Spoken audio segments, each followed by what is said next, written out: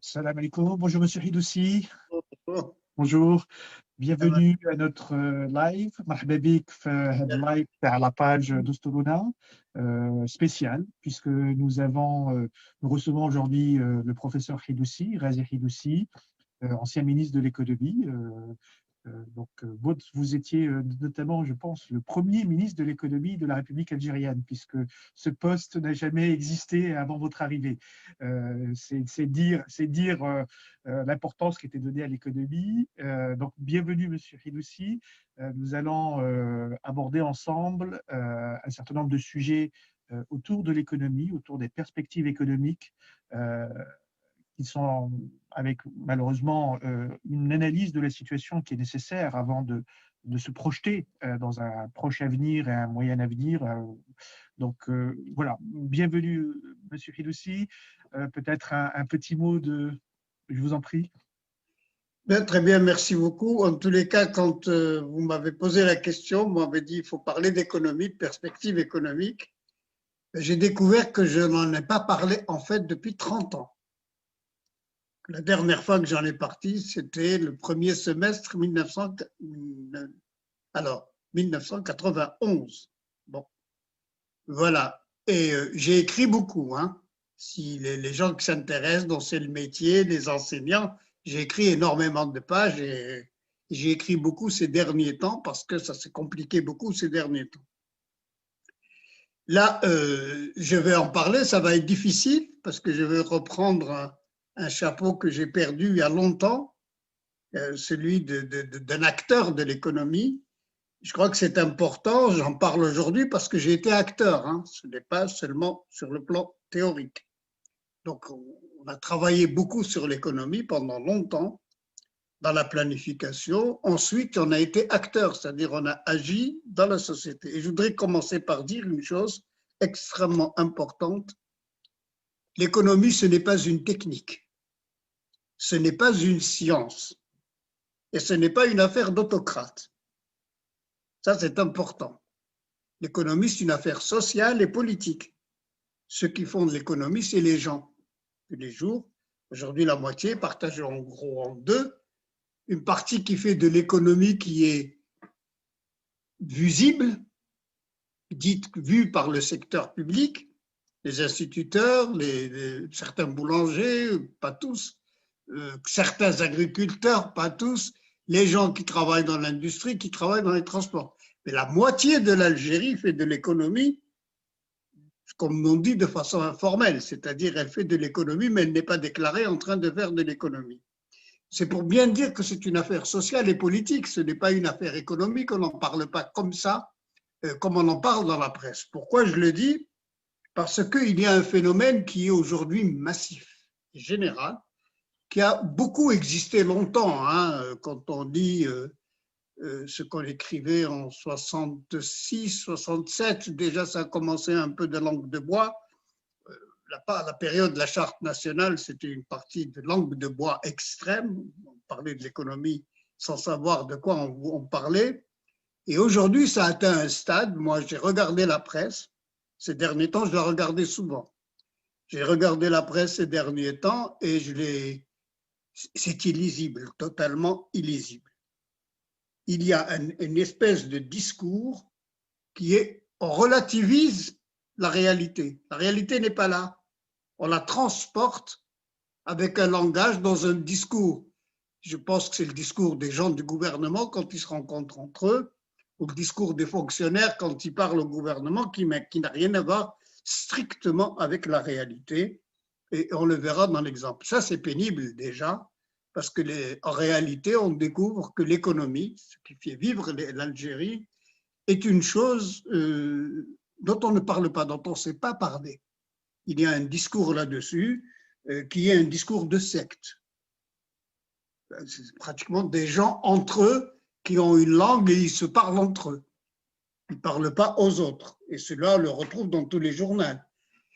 Et quand on sait lire ce discours, parce que quand on a été fonctionnaire, on connaît un peu la langue de bois, c'est un discours d'égaré aujourd'hui. On dit n'importe quoi. Il y a une période où on faisait un discours qui ne correspondait pas à quelque chose de satisfaisant, et qui n'était pas un discours d'égaré, c'était un discours de bureaucrates responsables. Aujourd'hui, c'est des gens qui sont complètement égarés, ils divaguent. On divague sur la monnaie, on ne sait même pas où on en est. On divague sur la production, on ne sait pas ce qu'elle fait, on ne sait pas ce qu'on fait en matière de céréales, en matière d'eau, en matière d'électricité. On raconte des histoires. Ça peut passer, on me dit que bon, ça c'est un mauvais cauchemar qui se passe de temps en temps, mais dans la réalité, pendant qu'on raconte des histoires, on dépense de l'argent.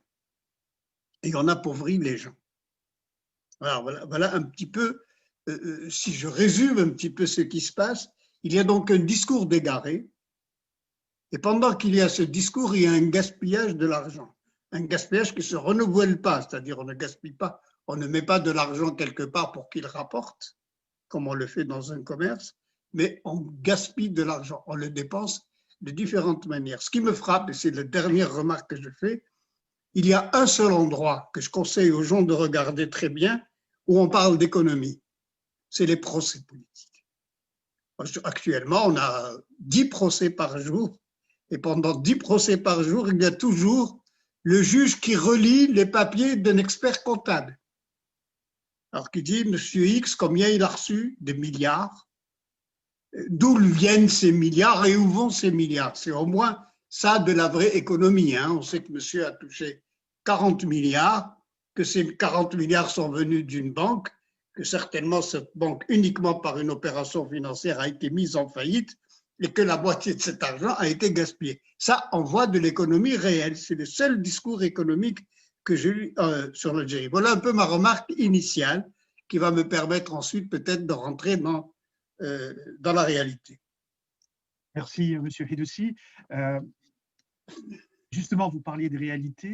Est-ce qu'aujourd'hui, il est aisé justement de parler de réalité dans une Algérie, vous avez parlé de la planification, d'une Algérie qui manque cruellement de statistiques et qui manque cruellement de statistiques fiables. Et c'est peut-être une raison pour laquelle justement, on fait du discours très technique pour masquer quelque part l'absence de données fiables sur l'économie algérienne. Qu'en pensez-vous? Et est-ce que c'est quelque chose qui est compliqué à évaluer? Je vous en prie. Alors, les statistiques en général viennent de services publics dont c'est le métier. Le métier est de dire qu'est-ce qui se passe. Je parlais des juges tout à l'heure, les juges, ils appellent l'expert comptable. Monsieur, parlez-nous de la banque Khalifa. Alors l'expert comptable parle. Ce monsieur fait de la statistique et la donne. C'est-à-dire, il montre des comptes, et des comptes validés, pas des comptes faits dans la tête, des comptes qui sont obligés d'être validés, qui passent par une procédure. En général, il y a ces gens-là et il y a les enquêteurs. Il y a ces enquêteurs qui en général sont des enquêteurs, des démographes et des sociologues, des gens qui travaillent sur la consommation. En général, tout ce travail dans le temps se faisait, je ne sais pas, ça fait 30 ans que j'ai quitté l'Algérie, il y avait la planification, il y avait un ministère de la planification, il y a toujours eu un service de la planification, j'ai l'impression qu'il a disparu. Est-ce que le service a disparu? Je ne pense pas. Mais comme je le disais tout à l'heure, on est dans l'irréel. On ne demande pas au service, donnez-nous tous les comptes des producteurs. Voilà, ça n'existe plus. Parce que si on vous donnait les comptes des producteurs, alors ce n'est pas un hasard. Vous pensez bien que si vous demandez les comptes des producteurs, vous allez voir que 80% des producteurs sont en faillite. Ce n'est pas possible. Ça, dans la réalité. Alors, c'est un problème politique. Vous allez découvrir que toutes les banques algériennes sont en faillite parce qu'elles ont prêté une épargne qui ne leur appartient pas. Ils l'ont gaspillée. Les gens ont déposé de l'argent. C'est très grave. Cette épargne a été gaspillée par des voleurs. Elle n'existe pas. Il y a un système financier. Vous ne pouvez pas demander une statistique. Ce n'est pas possible. Parce que si vous demandez une statistique, vous arrêtez. Vous vous arrêtez et vous êtes devant un vol caractérisé général. Qui allez-vous envoyer devant la justice? Parce que ce n'est plus un problème d'économie. Alors vous voyez, le problème de la statistique, en fait, est un problème de justice. dès que vous demandez les comptes, dès que vous demandez le niveau réel de chômage, vous allez annoncer de façon énorme la réalité politique outrancière de l'Algérie, le nombre d'Algériens qui ne travaillent pas, le nombre de diplômés qui ne travaillent pas. Voici une statistique facile, puisque nous avons des diplômés tous les ans, ils sont déclarés dans les inspections académiques et après on leur dit qu'est-ce que vous allez faire dans 2 ans et dans 2 mois, et vous allez trouver que 99% seront chômeurs et que 1% aura été pistonné pour ne pas être chômeur. Voilà la raison pour laquelle la statistique n'est pas faite, et elle est sciemment pas faite, et je pense que c'est même sur ordre qu'on a supprimé ce genre de travail. Le travail des experts comptables, le travail des statisticiens est supprimé sur ordre parce que c'est un travail, encore une fois, je le disais tout à l'heure, ce n'est pas technique, c'est un travail politique. Et on est obligé, par exemple, si vous donnez, voilà, je sais m'amuser, hein, parce que je vois rarement les gens en économie, pour leur montrer aussi que ce n'est pas un travail technique, c'est un travail politique. S'ils demandent l'âge des responsables algériens, comme moi, 80 ans, je vais être exclu. Et c'est normal. Mais si je prends l'âge des militaires qui sont aux commandes, ils doivent être exclus à cause de leur âge. Donc même si on demandait l'âge des gens, ça devient une affaire politique grave. Le nombre de jeunes qui ne travaillent pas et le nombre de vieux qui sont là, c'est quelque chose de pas normal, etc., etc. Je ne vais pas rentrer dans tous les détails de la sécurité sociale, etc. Mais on comprend aisément que ce problème statistique est un problème politique qui fait que normalement on le refuse. Dans notre histoire, il est arrivé à un moment donné où on nous a dit c'est interdit de parler en tant que fonctionnaire, c'est-à-dire on nous payait pour faire de la statistique, et quand on faisait nos écrits, qu'on les ramenait, on nous interdisait de les sortir. Le secret est très important. Alors voilà, un phénomène économique important auquel les gens ne font pas attention, c'est le secret. C'est une économie secrète. Voilà, on n'annonce pas la dette. Voilà, on sait qu'elle existe. Voilà, enfin, je ne sais pas si je réponds à votre question. Merci beaucoup, Cyril aussi. Votre constat est sévère et à juste titre. Comment voyez-vous la situation aujourd'hui et comment on en est arrivé à cela? Est-ce que vous avez tenté, dans le gouvernement Hamrouche 89-91, une réforme majeure, une refonte majeure de l'économie? Est-ce qu'aujourd'hui on peut parler de réforme où la situation est tellement déliquescente qu'il s'agit d'autre chose? Et pour vous, de quoi il s'agit? Mais c'est bien de comparer 1990 à aujourd'hui parce que c'est intéressant, parce que quand on parle d'économie, c'est un peu différent du reste.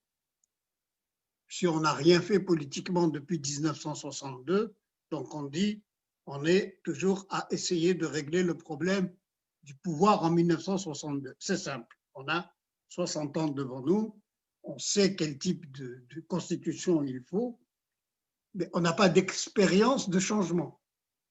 C'est resté comme ça. C'est vrai qu'en 90, il y a eu quelque chose, mais pas comme en économie. En économie, il y a eu des faits en 1992, des réalités concrètes qui ont été faites et dont les gens se souviennent. Je n'ai pas, pardon, est-ce qu'on a coupé?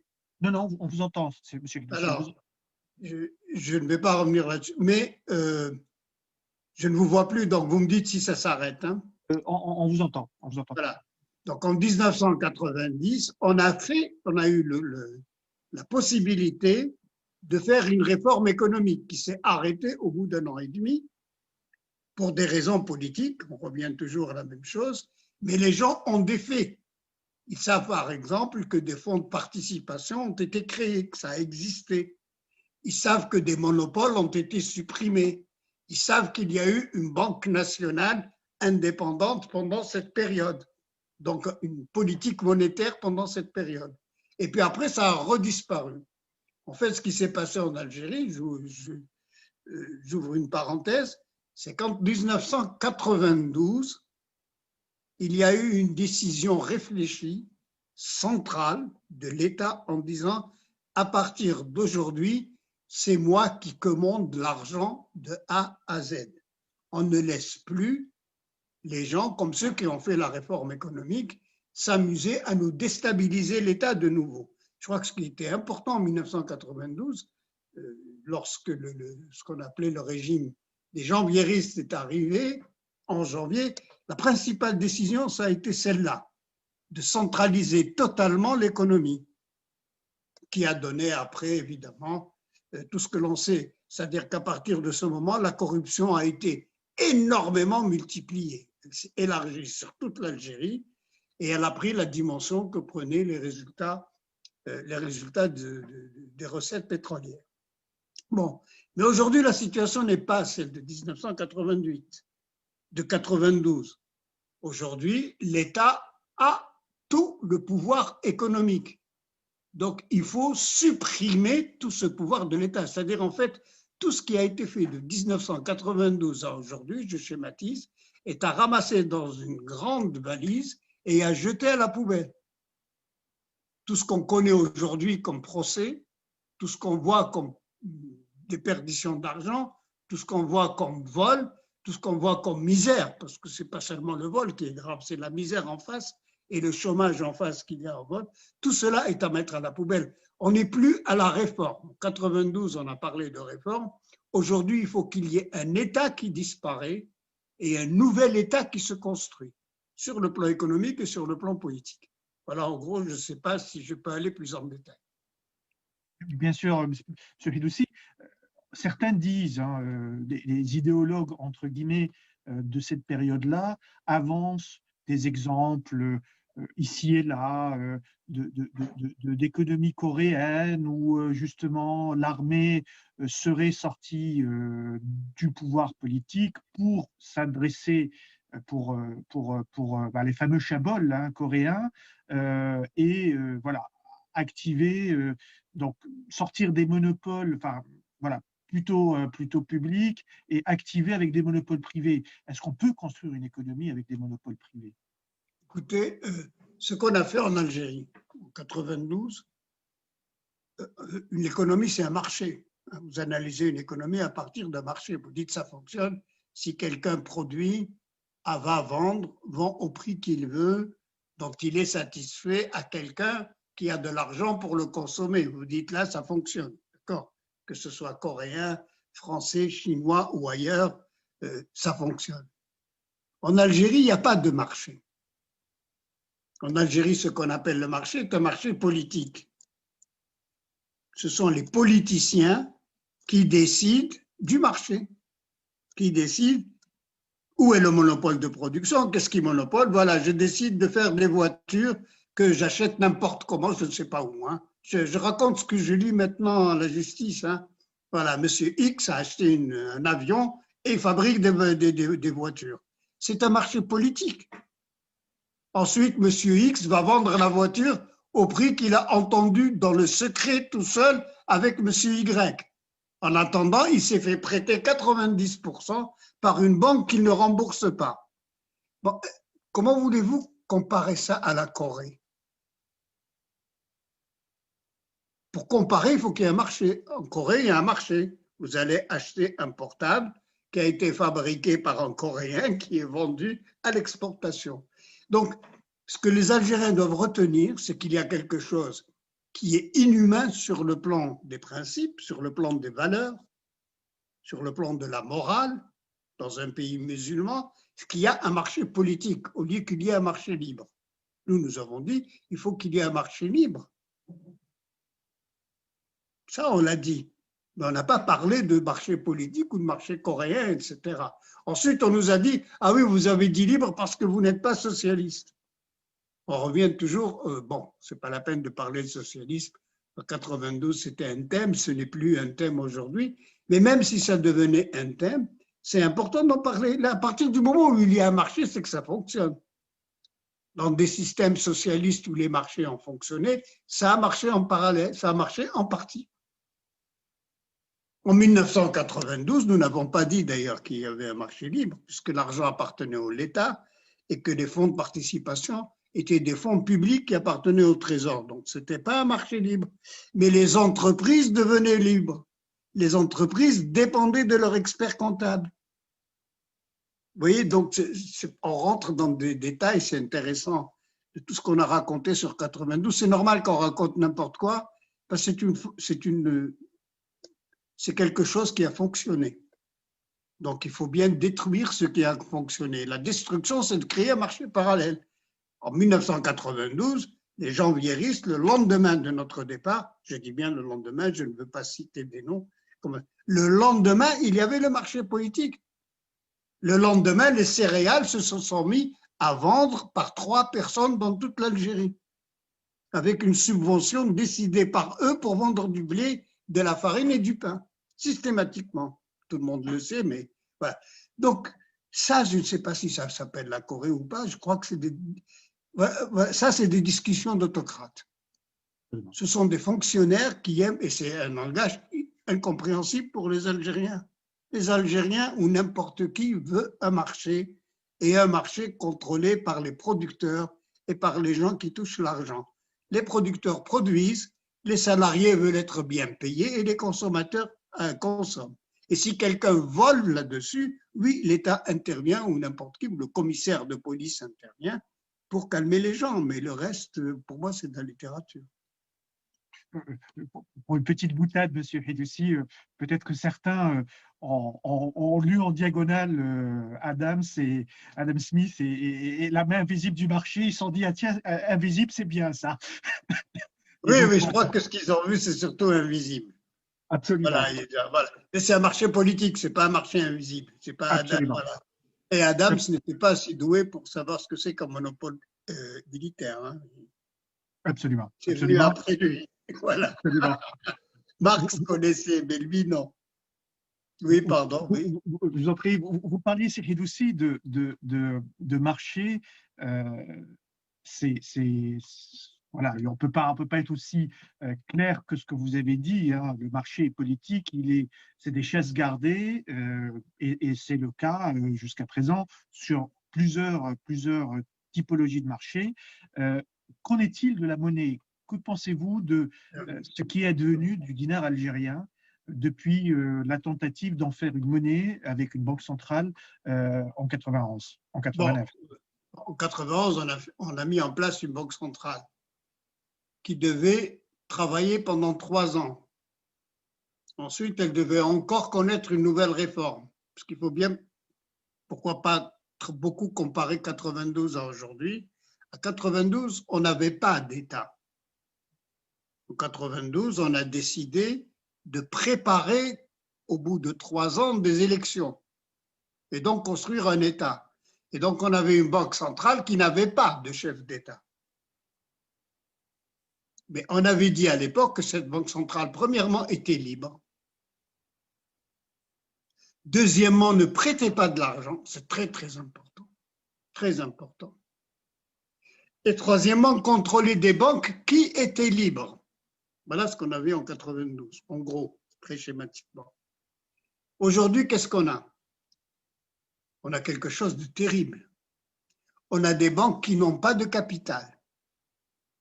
Leur épargne, c'est très grave ce que je dis, mais leur épargne a été consommée. Je m'excuse, mais que quand je lis tout ce qu'a dépensé M. Haddad ou je ne sais pas qui, il n'y a plus d'épargne dans les banques. C'est faux. Le Trésor a dû mettre plusieurs fois l'épargne qui à chaque fois été consommée par des corrompus. Donc vous avez des banques qui n'ont pas d'épargne. Et la Banque centrale, elle est là, elle gère des banques qui n'ont pas d'épargne. Mais ce n'est pas possible, c'est irréel, ça n'existe même pas dans un film.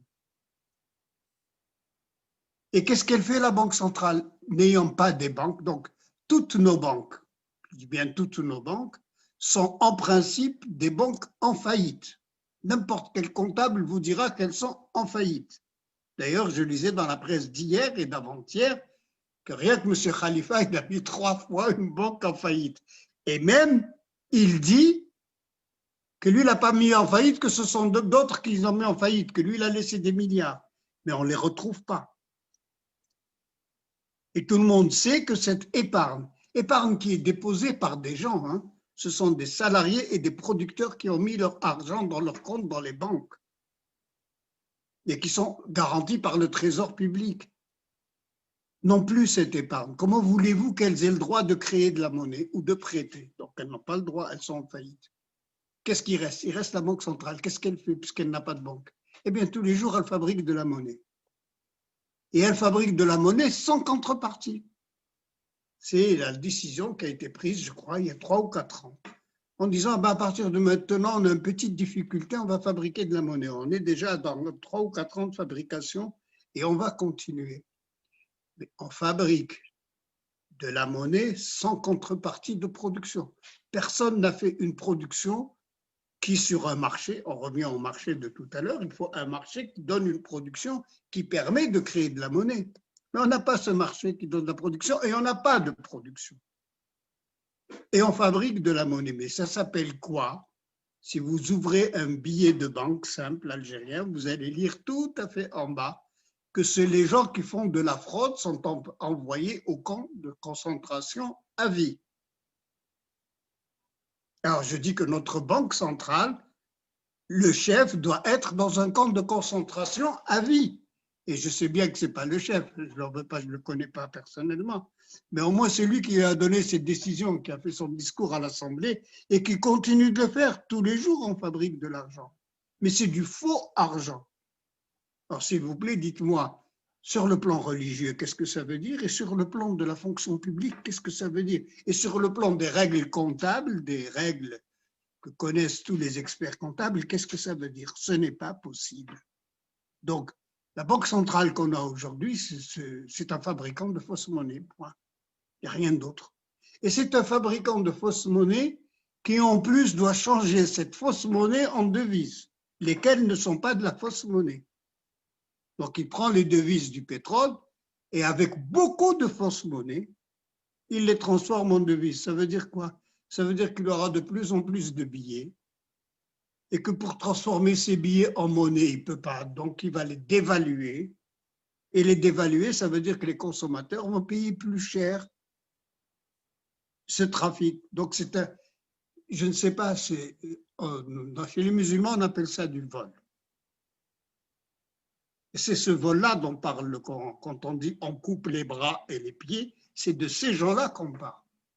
Voilà, je crois que je ne veux pas aller beaucoup trop loin sur la monnaie. Donc, on ne peut pas avoir de monnaie avec, je reviens au même, avec un marché politique. Il faut que le marché politique saute pour qu'on reconstruise la banque centrale, qu'on reconstruise d'abord les banques, parce qu'on en a besoin, qu'on reconstruise les fonds parce qu'on en a besoin, et qu'ensuite on parle de monnaie. Aujourd'hui, on parle de rien. On parle de gens qui, les pauvres, ont des billets qui en réalité comptablement ne valent rien. La seule valeur qu'ils ont aujourd'hui, c'est que ça leur permet encore, avec ce qui reste comme réserve dans la banque centrale, d'acheter du blé, d'acheter du sucre, et le jour où il n'y aura plus ces réserves, ça vaudra zéro, tout simplement. On parle ici et là, M. Ridoussi, certains hommes politiques qui ont affiché un semblant de programme économique ont parlé de changement de monnaie, hein, puisque vous parliez d'une monnaie frauduleuse. Bon, nous ne serions pas le premier pays à changer de monnaie. Qu'en pensez-vous? Est-ce que changer de monnaie dans n'importe quelle condition, quand vous avez, comme vous dites, un marché politique, peut apporter des résultats, ou c'est au contraire tirer une cartouche à vide qui nous désarme pour l'avenir? Non, c'est un mensonge. Tant qu'on n'a pas de marché libre, tant qu'on a des monopoles qui fixent ce qu'ils veulent, comme achat, comme vente compris,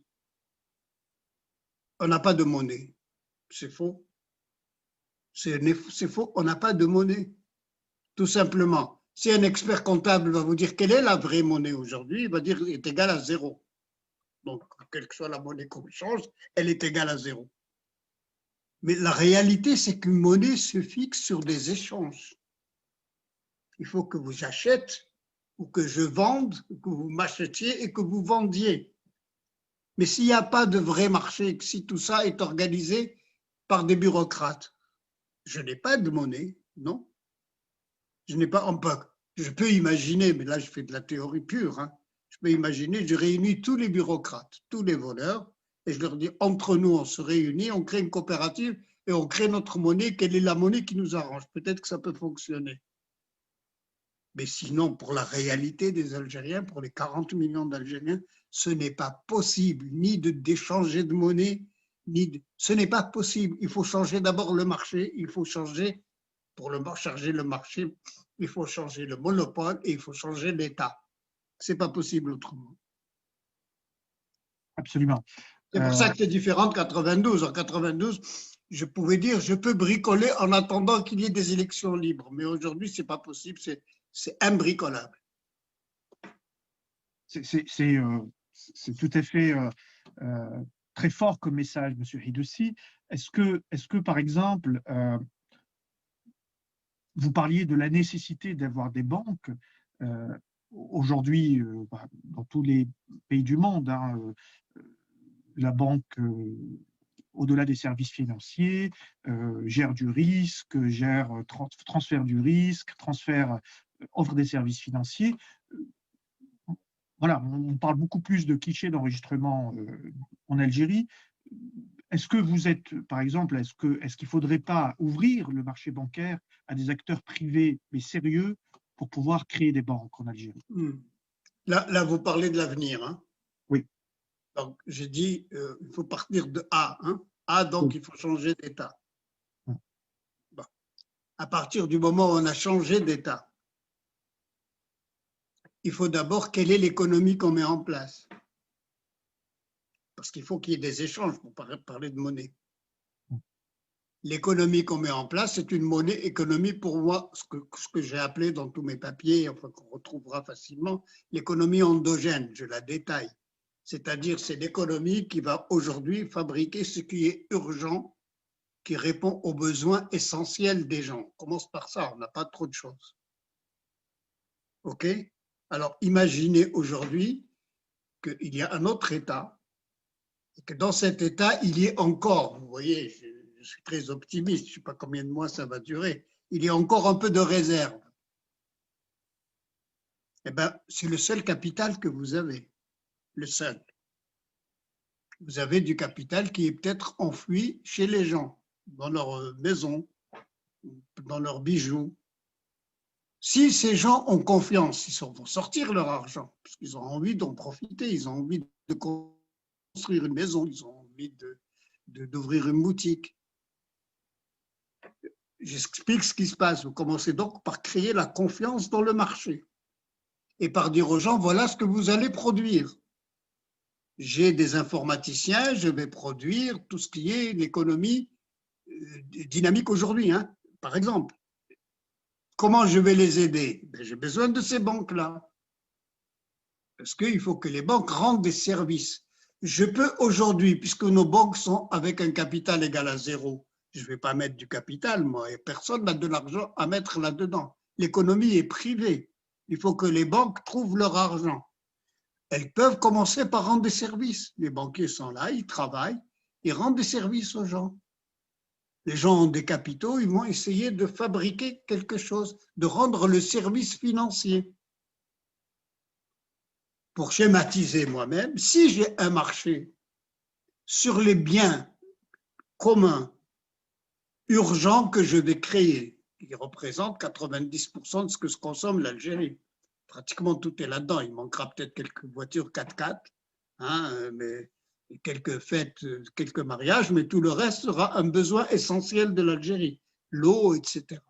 Pour tous ces besoins-là, je vais essayer, on est dans une situation terrible, avec le peu de capital que j'ai sur les réserves et sur les ventes du pétrole, parce qu'elles ne vont pas s'arrêter, même à 40 et 30 $, il y aura quand même toujours des ventes du pétrole. Et d'autres, comment on les appelle, et d'autres produits naturels, hein, qui n'appartiennent pas aux gens, ni à l'État. C'est bien des produits naturels qui appartiennent à la nation algérienne. Sur la base de ces produits-là, sur la base de ce que les gens ont encore, j'imagine, en caisse, à la maison ou caché, ils vont commencer à produire. Par exemple, les agriculteurs algériens peuvent, avec quelques aménagements pas très difficiles, recommencer à produire un peu plus qu'ils ne produisent aujourd'hui. Mais il faut qu'il y ait des banques pour les financer. Les banques qui n'ont pas de capital peuvent faire le service économique. Dans la réalité, on va plus loin, je triche un peu. Dans la réalité, il faut créer des fonds. S'il y a ce nouvel État, on va créer des fonds pour les secteurs les plus stratégiques. Des fonds pour l'eau, des fonds pour l'électricité, des fonds pour l'écologie, des fonds pour l'informatique, des fonds pour l'agriculture, des fonds pour la nourriture, des fonds pour les médicaments. Et on va commencer à produire ce qu'on peut. Toutes ces histoires de dire je fais du 15%, du 4%, et le FMI va me dire tu fais du 12%, tout ça, ce sont des histoires. Ça a duré 60 ans. Il faut que les gens vident leur cervelle, arrêtent de parler des choses comme ça et parlent simplement. L'économie, c'est simplement que va faire tel producteur agricole demain et qui sait qui va lui rendre le service commercial et financier. Point. Voilà, je ne sais pas si je… Tout à fait. Aujourd'hui, M. Hidoussi, un des gros, je dirais, des gros sujets de transformation de l'économie que vous avez probablement vécu du fait d'un État omnipotent, omniprésent et d'une monnaie politique et d'un marché politique, il y a le sujet des subventions. Les subventions est un outil économique. Hein. Bien sûr. Voilà. Comment faire en sorte que l'État dirige ses subventions à bon escient et à ce moment-là, est-ce qu'on parlerait de subventions, de régulation est-ce que les subventions devraient se limiter à je dirais, supporter, en tout cas à aider les personnes les plus faibles, ou quand il s'agit de subventions à l'économie, il faudrait peut-être d'autres règles. Qu'en pensez-vous? Écoutez, je vais vous citer quelque chose que les Algériens, parce que là, je profite, je parle aux Algériens simplement. Ce que les Algériens connaissent, qu'ils aillent lire le Coran. Et ils vont voir la sourate de la Baqara. À la fin de la sourate, la plus longue de sourate du Coran, et à la fin, il y a une ayah qui fait toute une page, qui s'occupe du contrat. Elle dit ceci, elle dit, si vous empruntez de l'argent à quelqu'un, voici comment vous faites le contrat et voici comment vous prenez des témoins.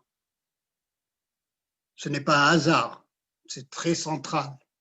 Ceci veut dire que, en fin de compte, l'État, là-dedans, qu'est-ce qu'il fait? Il surveille les contrats. Vous êtes producteur de quelque chose. Moi, je suis acheteur de quelque chose, on fait un contrat entre nous. Si j'emprunte chez vous, si vous me subventionnez, ce qui revient au même, hein, pour m'avancer de l'argent, ou je signe des contrats et vous signez des contrats avec moi. Et les contrats sont juridiques. Ils ont besoin d'un comptable et ils ont besoin d'un juge. Ils n'ont pas besoin de plus au niveau de l'État. Ils n'ont pas besoin de monopole ni de marché politique. Je ne vais plus tout à fait au fond de cette idée. Après tout, la Banque centrale, dans un état normal, hein, pas dans une période de transition. Quand il a fini sa transition, dans un état normal, la Banque centrale, qu'est-ce qui l'intéresse? C'est de faire des contrats avec les banques locales. Les banques locales sont des banques privées. Des banques privées avec qui je fais des contrats. Il n'y a plus d'État. Je ne sais pas si c'est important à dire. Il n'y a plus d'État. L'État est là pour vérifier que les contrats sont bien faits. Il fait une police politique des contrats. Mais c'est tout, tout est privé. Et à la limite, même la Banque centrale devient un organisme privé. Les banques sont des banques privées. Laissez-les rentrer en concurrence, à la limite, les unes avec les autres. D'ailleurs, c'est une bonne chose. Mais elles ne peuvent pas rentrer en concurrence dans un marché politique, parce qu'on comprend bien. Concurrence avec quelqu'un qui a un téléphone pour faire couler la banque en 5 minutes, pour lui dire posez l'argent de la sécurité sociale là-dedans, j'en ai besoin. C'est pas possible. C'est pas possible. Il ne faut pas confondre les périodes. Je dis on change l'État. Et quand on change l'État, on a des banques privées. Et on a même une banque centrale dont le travail n'est pas le travail stupide. que lui donne le capitalisme aujourd'hui, qui consiste à dire vous fixez le taux d'intérêt, vous fixez le taux de je ne sais pas quoi, il ne fixe rien du tout. Ce sont les banques qui vont dans la concurrence fixer leur taux d'intérêt entre eux. Lui, il surveille que ça se passe dans la justice, au juste poids et avec la juste mesure. Voilà ce qu'il surveille. Pardon, j'étais assez loin, mais c'est juste pour illustrer voilà comment ça se passe. C'est des exemples concrets qui parlent à tout le monde. C'est tout à fait, comme vous dites, l'économie, on en fait une histoire très, très complexe, mais je pense qu'il faut revenir aux bases, aux fondamentaux. Et merci beaucoup pour ce témoignage. Que pensez-vous, M. Hidoussi, des gens qui affirment ou qui disent, en tout cas qui disaient, je ne sais plus s'ils le disent toujours, que l'Algérie avait tellement peu de ressources ou de capitaux mobilisables ou de ressources mobilisables que l'intervention de l'État dans la création de ressources, dans la création de richesses, était importante, était nécessaire, que le moteur de l'action publique comme acteur de la production était nécessaire du fait de l'inexistence d'un tissu suffisant de capitaux, de savoir-faire ou d'entrepreneurs qui puissent réellement faire le développement du pays. Est-ce que c'est une affirmation qui est toujours vraie aujourd'hui ou qu'elle a été déjà vraie dans le passé déjà? Est-ce qu'elle est toujours vraie? Et si oui, d'une certaine mesure, sur quelle, voilà, est-ce qu'elle peut être, je dirais, relativisée, c'est-à-dire qu'il y a malgré tout des secteurs qui doivent être ouverts totalement à la concurrence et peut-être des secteurs où aujourd'hui des agents économiques, je dirais, privés n'ont pas la profondeur et la taille qui permet d'être réellement acteurs du marché. Je vais vous répondre un peu historiquement. Je vais reconnaître historiquement 1962, c'est-à-dire les gens qui avaient 20 ans ou 25 ans en 1962. Donc, et puis après, pendant 10-15 ans, on a eu l'illusion, c'est ce qu'on appelait les politiques des indépendances, du développement. On a eu l'illusion qu'en faisant faire ça par l'État, on va plus vite. Ça ne veut pas dire que l'État était meilleur que d'autres. On a eu cette illusion. On était têtus d'ailleurs, parce qu'on savait que ça avait échoué en URSS, mais on est resté sur cette idée que si nous on le faisait, nous on est des gens bien, on est plus intelligents que les Russes. On peut faire du développement en faisant faire ça par l'État. On l'a pensé. Entre le penser et le faire, c'est différent. On l'a pensé, on s'est dit, allez, on y va. Hein. Ce n'est pas la peine d'attendre, les Français sont partis. On prend notre monnaie. On avait pris à l'époque un dinar qui était égal à un franc, je le signale. Et aujourd'hui, il faut comparer le dinar et le franc, c'est pour voir combien on nous a volé entre-temps. C'est une parenthèse.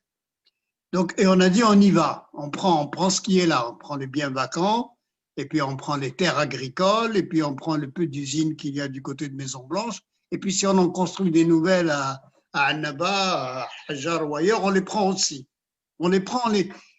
L'intention était bonne, puisque l'intention était d'aller plus vite que la normale. On se disait, quelqu'un qui faisait le privé, c'est pas bien parce qu'il met 20 ans, et puis quand il met 20 ans, il y a des riches qui vont construire des villas, et nous, on n'aime pas ça, et etc. Bon, on a fait ça. Moi, je pense qu'on s'est trompé lourdement. Voilà, je fais un peu d'histoire. On était naïfs, on était prétentieux, on était orgueilleux, et voilà, on paye cher. Je le reconnais, on paye cher.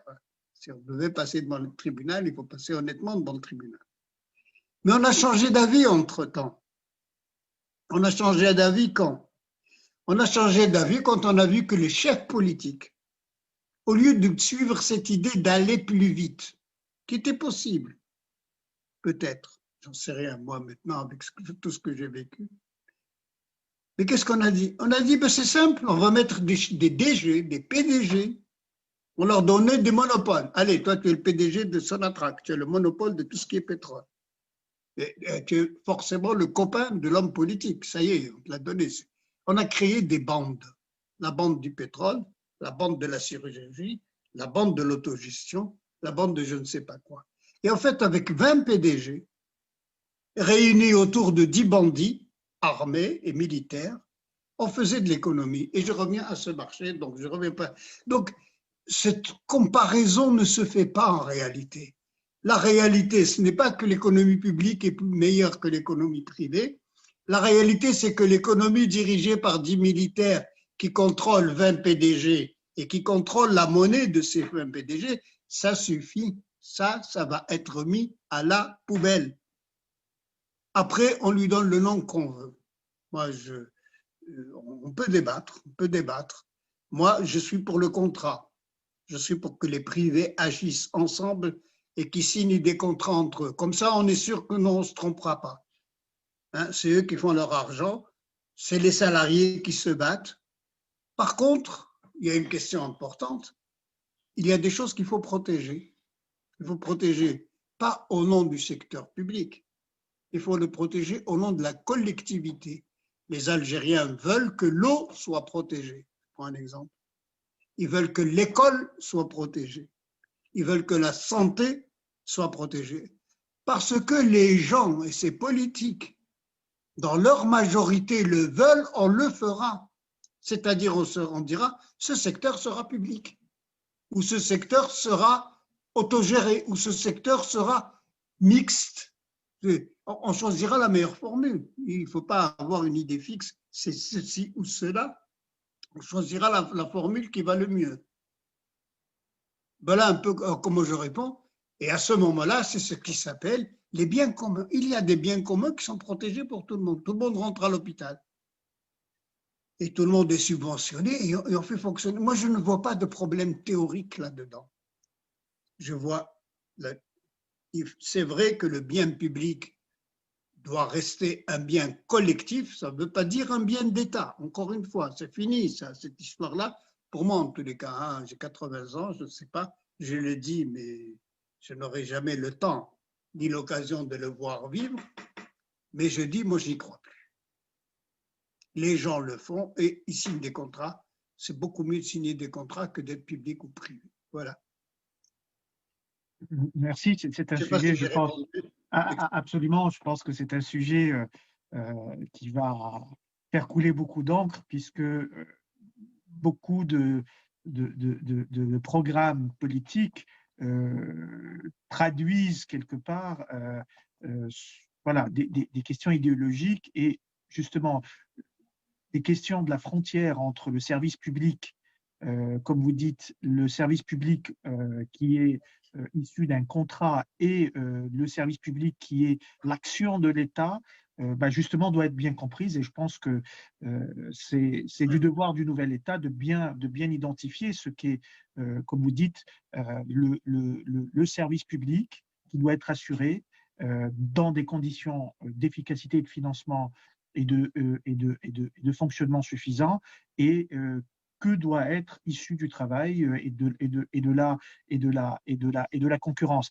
Est-ce que justement, M. Hidoussi, cette histoire de concurrence n'est pas une ligne de démarcation entre ce qui est prêt à rentrer dans l'échange privé et les secteurs qui sont pas encore prêts à vivre, je dirais, une multitude de producteurs?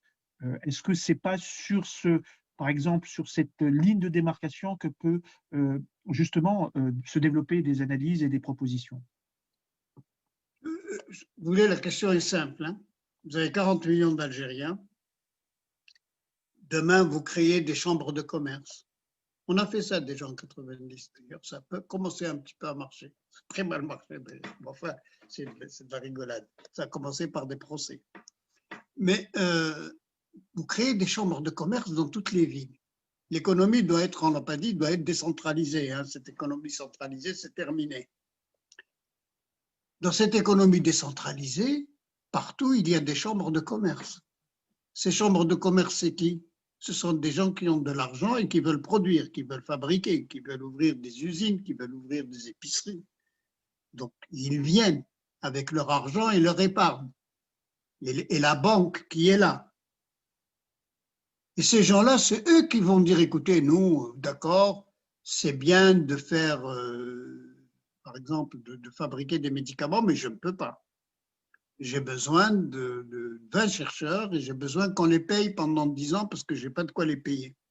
Ça, c'est d'économie normale. Hein. C'est quand vous faites, c'est que vous faites, vous réfléchissez à un projet, vous faites votre projet et vous voyez ce qui est subventionnable, ce que l'État peut vous aider, ce que d'autres structures peuvent vous aider, parce que ça peut être des communes, ça peut être d'autres associations, ça peut être, comme je le disais, des fonds que vous allez créer beaucoup de fonds. Et ces gens-là vont travailler avec vous pour créer cette production. Vous voulez par exemple créer des bus dans un village de 50 000 habitants, c'est un projet économique que vous allez créer à plusieurs. Il y a une banque qui va chercher des prêts, il y a quelqu'un qui va acheter des bus, il y a quelqu'un qui va former les chauffeurs, etc., etc. Et il y a un prix à payer.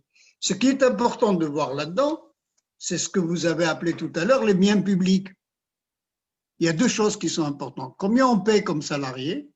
Parce que c'est très facile de faire ça et de ne pas payer les salariés. Hein. C'est ce qui s'appelle l'exploitation, l'économie, et c'est très large, c'est très connu dans notre pays comme ailleurs. Donc, il y a un problème de maximum de salaire. Et ça revient à l'État. Là, ça monte à l'arbitrage, parce que là, l'État va arbitrer, il ne va pas décider de notre maximum, il va arbitrer. C'est-à-dire, vous avez 10 000 dinars, 800, 900, 1200, il va peut-être faire de la politique, j'en sais rien, il se débrouille comme il se débrouille, mais il va arbitrer. Et il a la responsabilité d'arbitrer, il est contrôlé par les gens. Qu'est-ce qu'il va arbitrer? Il va arbitrer les salaires, il va arbitrer les prix des biens communs. L'eau, vous ne pas exagérer, vous ne payez pas plus cher que ça. L'électricité, vous n'allez pas payer plus cher que ça. Mais le reste, il n'intervient pas, j'insiste. Il n'intervient pas, il ne sait pas comment on produit, comment on ramène l'argent. C'est les épargnants qui ramènent l'argent. C'est du bidon que de croire que l'État a ramené de l'argent. Dans les banques actuelles, ce sont les gens qui ont ramené de l'argent. C'est nous tous qui mettons dans nos comptes. Et c'est nous tous qui nous faisons voler collectivement. Voilà, c'est les gens qui continueront à faire ce travail. On les aide par des banques commerciales, par des associations de commerçants, je ne sais pas comment on appelle ça, des chambres de commerce, c'est ça. On les aide par des services techniques qui peuvent les aider. Le nombre d'étudiants que nous avons dans ce pays et qui sont tous chômeurs, vous croyez qu'ils ne sont pas capables de produire? Je regardais uniquement cette semaine le nombre de diplômes d'urbanistes qui sont faits en Algérie par des gens qui font ça sur des villes complètement pourries, qui ont été construites par des voleurs et qui sont dans un état d'abandon. Vous savez que chaque semaine, on a 5 ou 6 doctorats d'urbanisme dans toute l'Algérie. Dans toute l'Algérie. Il y en a à Tébessa, il y en a à Oran, il y en a partout.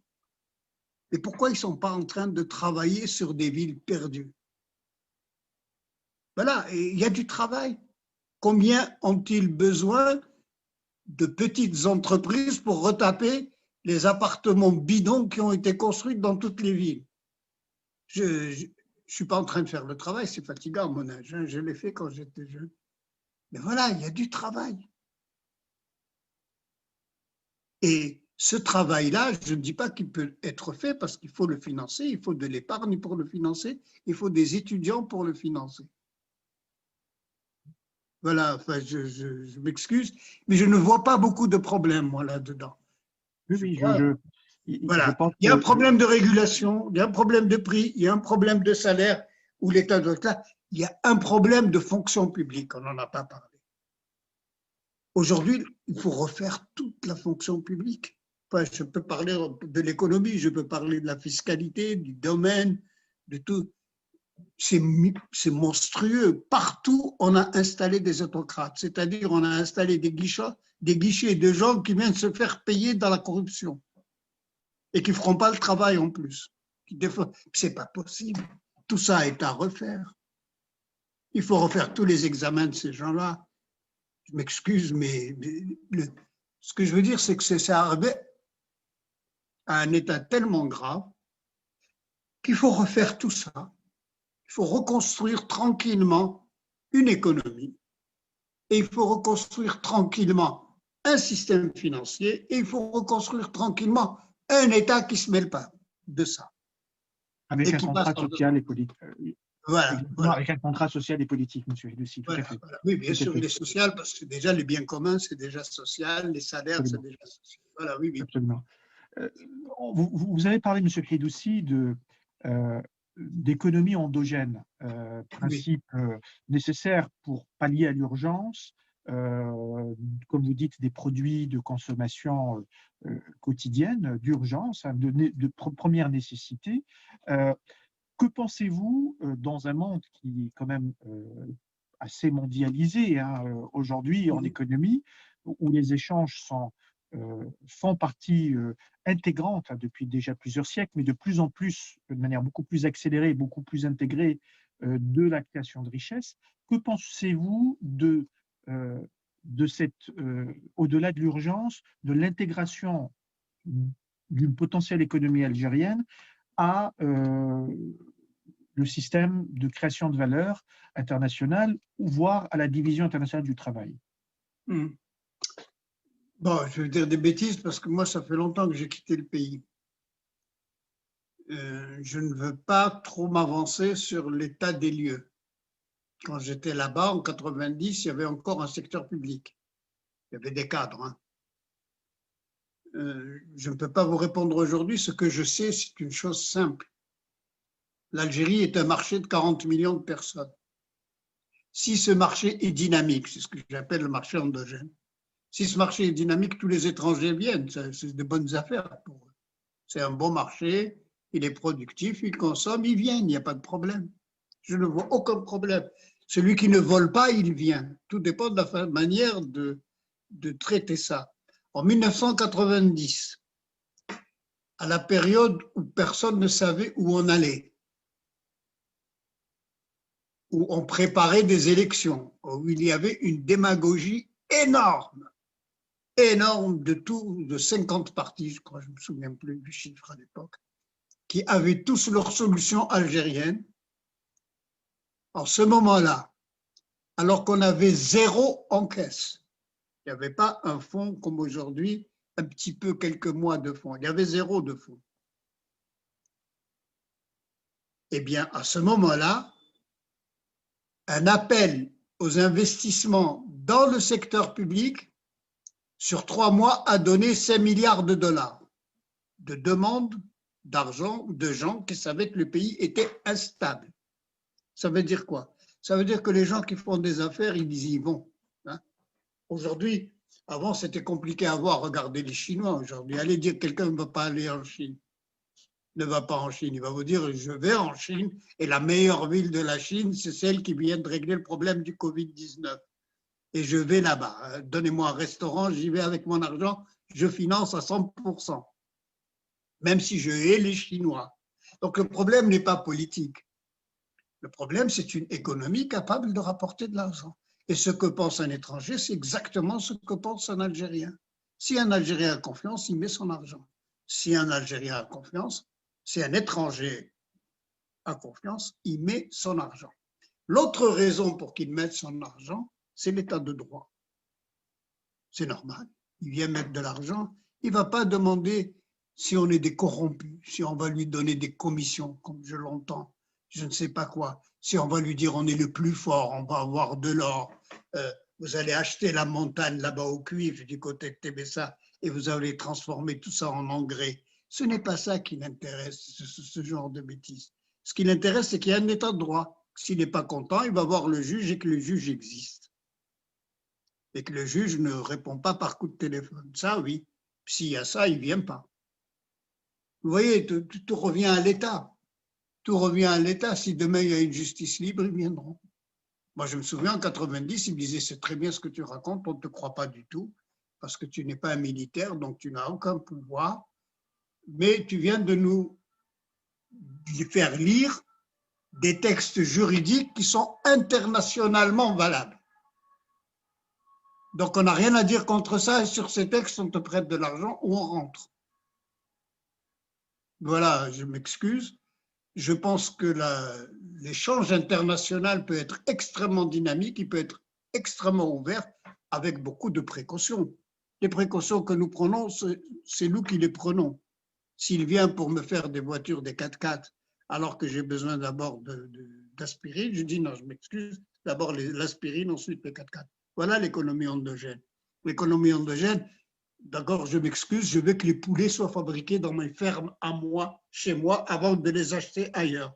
Ça, c'est l'économie endogène. Mais il n'est pas contre ça. Il n'est pas contre ça, mais si je suis un voleur, il va me dire non, tu n'achètes pas tes poulets. Moi, je vais te donner des poulets à 2 francs et puis je vais te donner de la drogue pour fabriquer tes poules, etc. Je m'excuse, je ne vais pas rentrer dans les détails. Voilà. Voilà, je ne sais pas si je réponds. Oui, très, très clairement, M. Fidessi. Donc, vous parliez d'investissement. Sur la partie, je dirais, division internationale du travail, la Chine a fait une partie de sa croissance, de son développement sur un modèle dans les années 80 je dirais, de sous-traitance au départ pour une acquisition de savoir-faire. Et aujourd'hui, sur beaucoup de secteurs, est quasi leader sur des secteurs, les leaders internationaux.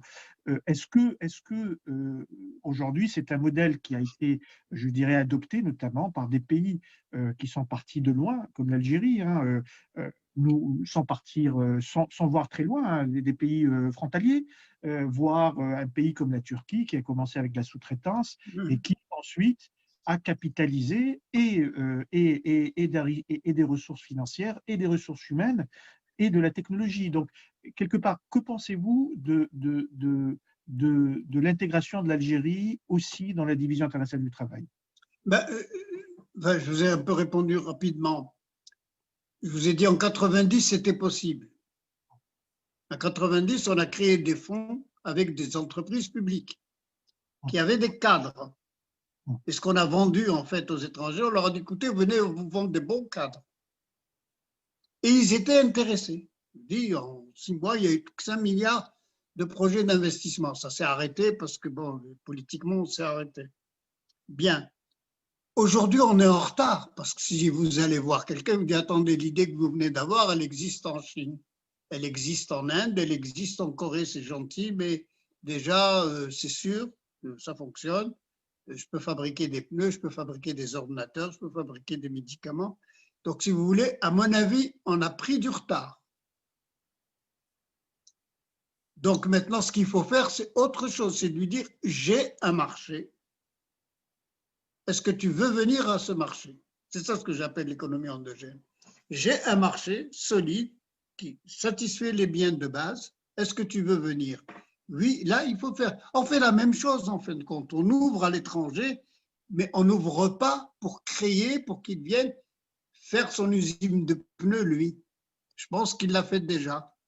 Il y en a peut-être qui n'a pas fait, peut-être que je ne connais pas très bien, peut-être que dans des domaines où la recherche est pointue en Algérie, ça je ne connais pas encore, dans l'informatique ou ailleurs, ils peuvent dire tiens, c'est bien. Mais je ne pense pas beaucoup, on a pris tellement de retard.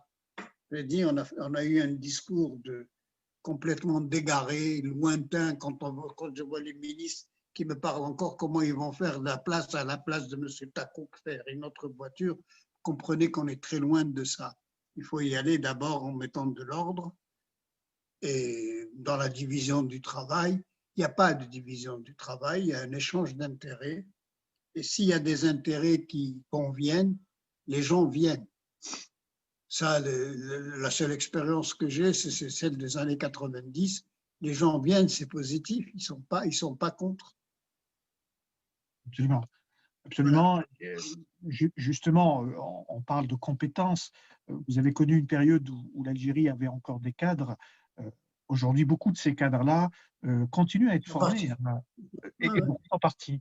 Justement, est-ce que ce n'est pas une richesse fondamentale que pourrait utiliser l'Algérie et en termes de savoir-faire et en termes justement de ressources financières aussi, hein. Il y a beaucoup de capitaux, il y a beaucoup de ressources et financières et humaines à l'étranger. Est-ce que ce n'est pas un axe fondamental qui peut permettre, comme d'autres pays, hein, nous citons le Liban, nous citons d'autres pays, qui ont permis à ces pays de se développer?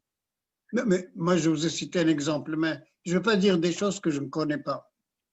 Malheureusement, je vous dis, j'ai un grand handicap, c'est d'être absent pendant longtemps. Mais j'ai cité l'exemple de l'urbain.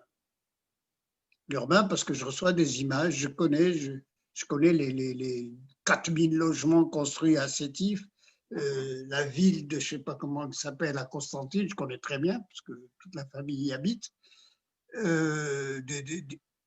Comme ça, des villes monstrueuses construites partout en Algérie depuis qu'on a beaucoup d'argent. Dans ces villes-là, il y a un potentiel d'emploi extrêmement qualifié et extrêmement exportable, énorme. Et ce potentiel énorme, c'est très simple. Je prends ceux qui sortent de l'université dans l'urbanisme de cette année, je les réunis et je fais des affaires. Et on fait des entreprises avec eux qui s'appellent des entreprises de remodelage urbain, de modernisation de la ville, d'emmener de l'eau, d'emmener de la verdure, de retaper toutes les cuisines pourries qu'on a laissées, de refaire des routes. Mais c'est un travail énorme et c'est un travail de cadre très recherché dans l'économie écologique mondiale aujourd'hui. Voilà un domaine où si on travaille très bien, au bout de 3-4 ans, on a les meilleurs ingénieurs, les meilleures entreprises qui peuvent s'exporter. Ça, c'est un petit exemple que je cite. Mais je pense qu'il y en a aussi beaucoup ailleurs. Je connais mal, mais je vois des Algériens qui se font recruter partout en matière, c'est pas possible, en matière d'informatique, en matière de tout ce qui est automatique, etc. Je connais pas bien le secteur, mais c'est pas possible. Ils peuvent travailler en Algérie, ils peuvent faire venir des étrangers. Mais l'essentiel, c'est que se crée le droit, que se créent les services qui permettent aux étrangers de venir travailler avec nous. Et les étrangers qui sont dehors sont nombreux et ils peuvent rentrer. Aucun n'a envie de rester dehors. Hein. Ceux qui sont dehors, ils sont dehors à cause de l'État qui existe aujourd'hui. Ce n'est pas pour une autre raison. Absolument. Absolument. Vous avez parlé, M. Hidoussi, de la nécessité, quelque part, de rationaliser nos ressources hein, et les utiliser dans des secteurs où il y a des besoins immédiats. À plus moyen terme, bon, il y a des secteurs sur lesquels on peut construire, comme vous dites, des centres de compétences et des centres d'excellence. Vous avez parlé de la rénovation urbaine et la rénovation énergétique. Oui. Il y a des secteurs où l'Algérie peut être un champion. Bon, alors, avec beaucoup de travail, bien évidemment. L'eau, l'énergie, voilà. Si je veux dire, si on devait pallier à l'urgence, vous avez cité quelques pistes.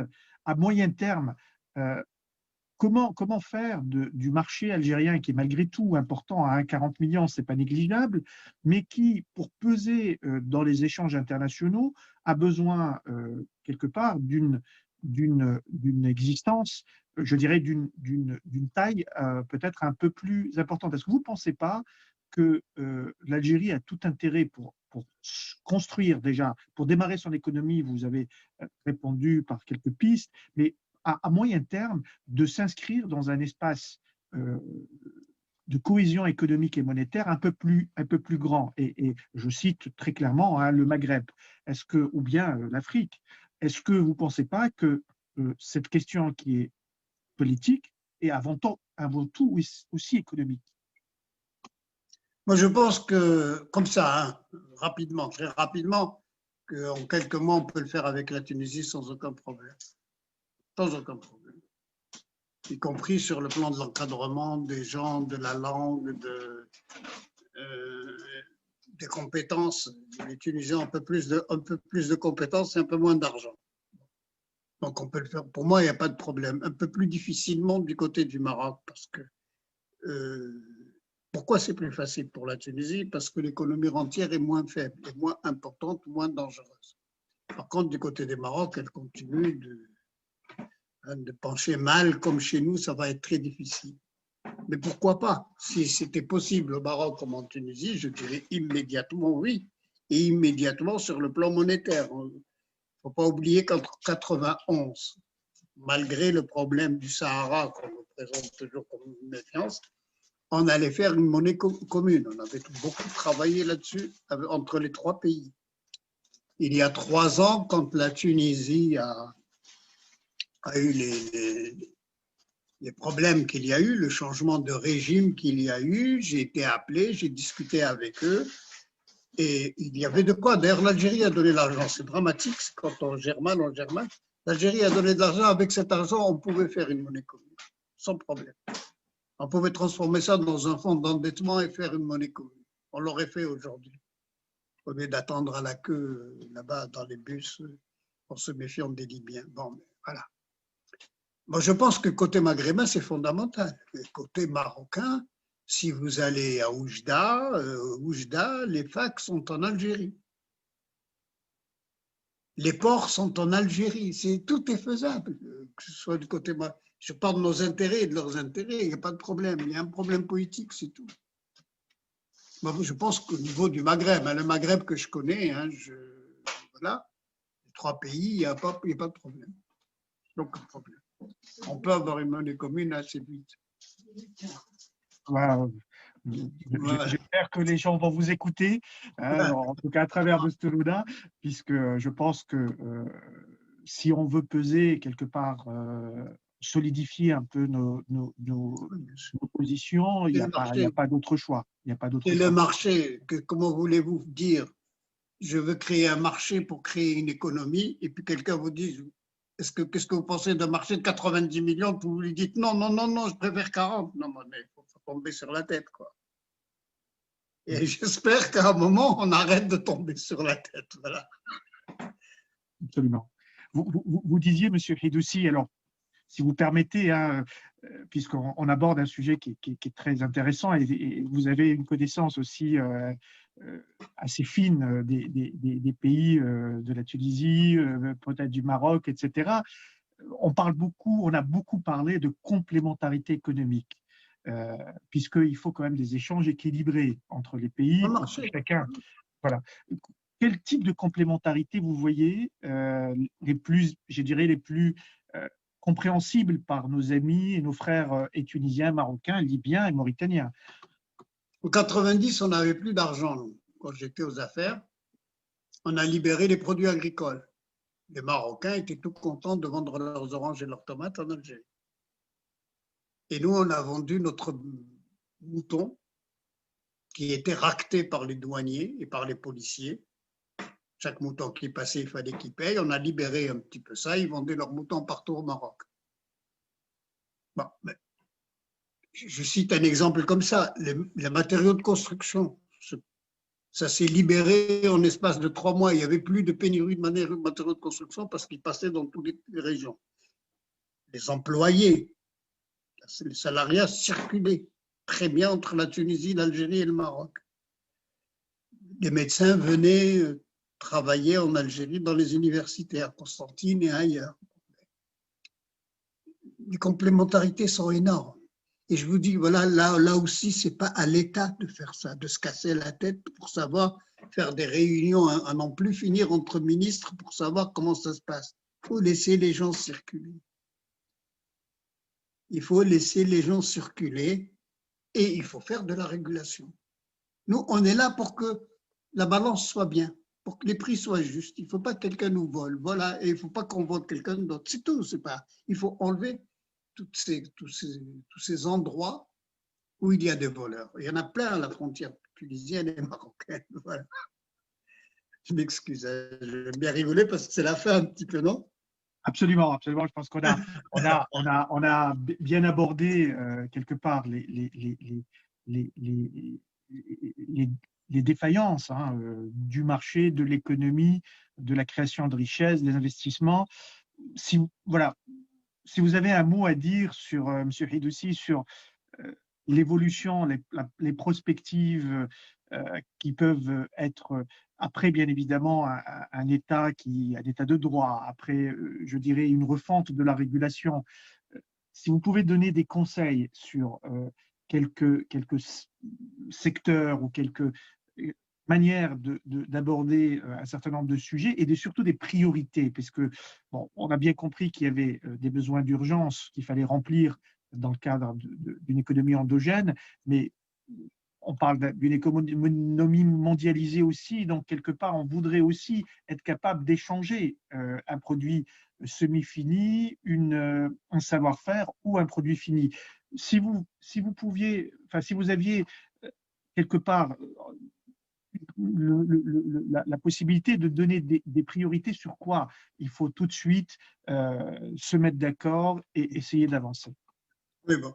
Enfin, j'aime pas beaucoup donner les conseils parce que les gens vont oublier, vont essayer de dire, et si on applique ces conseils alors qu'on a un État pourri. Je recommence à dire, c'est pas possible autrement. Absolument. Il faut avoir un autre État qui n'est pas prêt, qui n'est pas là.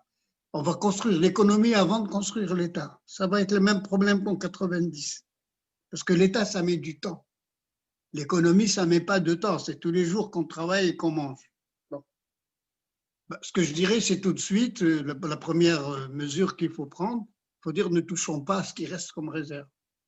Parce que j'ai l'impression qu'il reste 4 ou 5 ou 6 mois, et si on traîne, il n'y en aura plus. Tous les jours vont compter. Tous les jours, il faut dire -1, -1, -1.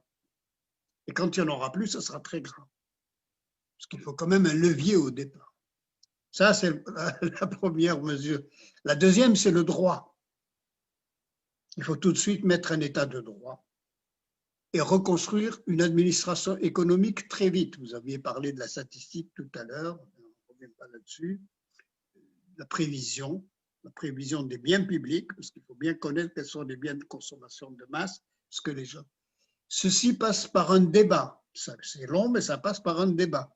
Rien ne peut se faire sans discussion avec les gens. Il faut discuter avec les gens. Je ne peux pas vous enlever de l'argent de votre poche si vous n'êtes pas d'accord.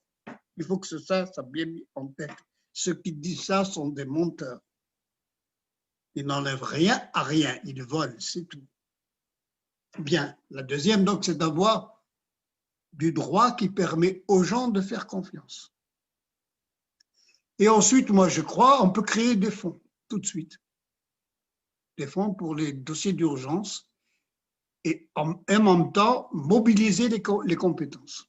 On a des universités, ça ne prend pas beaucoup de temps, de mobiliser X compétences dans tous les domaines. Ce qu'on a, on peut mobiliser les...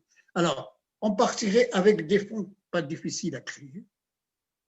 On partirait avec des fonctionnaires qu'on connaît, un État qu'on refait assez vite, ça demande quelques mois. Et on partirait avec une capacité humaine, c'est surtout ça qui est important. Et après, on travaille. Voilà, je dis, c'est pas difficile, ce ne sont pas des secrets, mais voilà. C'est des routes, il y en a qui les prennent, il y en a qui ne les prennent pas, c'est comme ça. Merci beaucoup, M. Ridoussi. C'est vrai qu'on a tendance à complexifier les sujets pour en faire, comme vous dites, des sujets technocratiques et oui, d'experts. ce sont des sujets sociaux des gens. Ce sont des absolument, sujets des gens. Absolument. Et je pense que voilà, il faut revenir aux fondamentaux comme vous le faites et reprendre les sujets tels qu'ils sont avec un langage de vérité, sans se voiler la face. Il y a un débat des gens, parce que tous les gens sont capables de créer de l'emploi quand ils se réunissent. Voilà. Absolument. Voilà. Je vous remercie beaucoup, M. Ridoussi, pour le temps que vous nous avez consacré. Et merci beaucoup pour cette analyse. Je suis disponible s'il y a des questions, et bien on pourrait répondre à des questions s'il y en a. Voilà.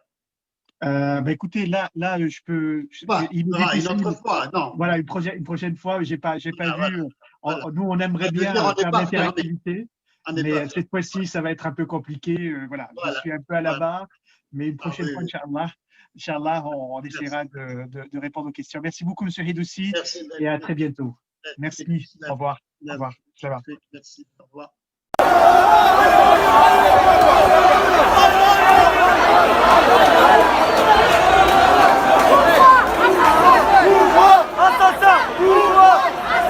Pouvoir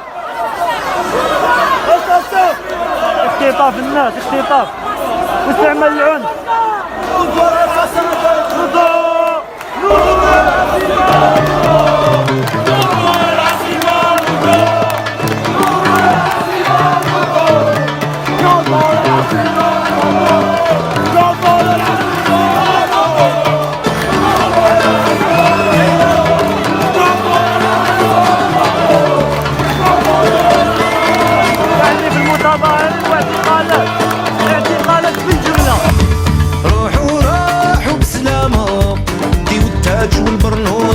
ماما. انتوما نسيتكم قصير القامة، سلوها قبل ما تطلع الغرامة. ما كاين خليفة لا خلافة، يا ناقصين إيمان ونظافة. صبرنا عليكم قلتو خوافة، وخيمتو على ظهورنا معلفة. خيمتو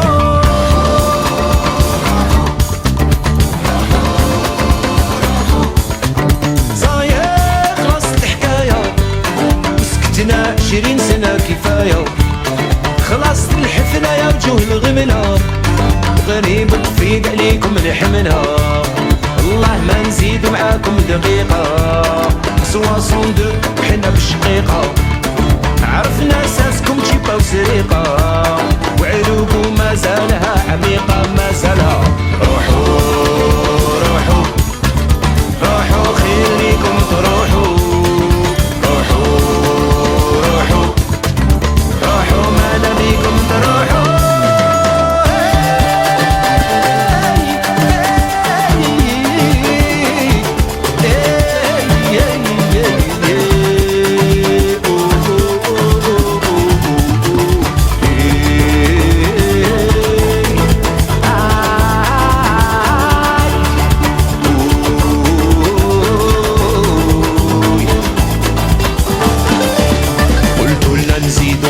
دمي موندا باش تكملوا بيناتكم بارتي روندا.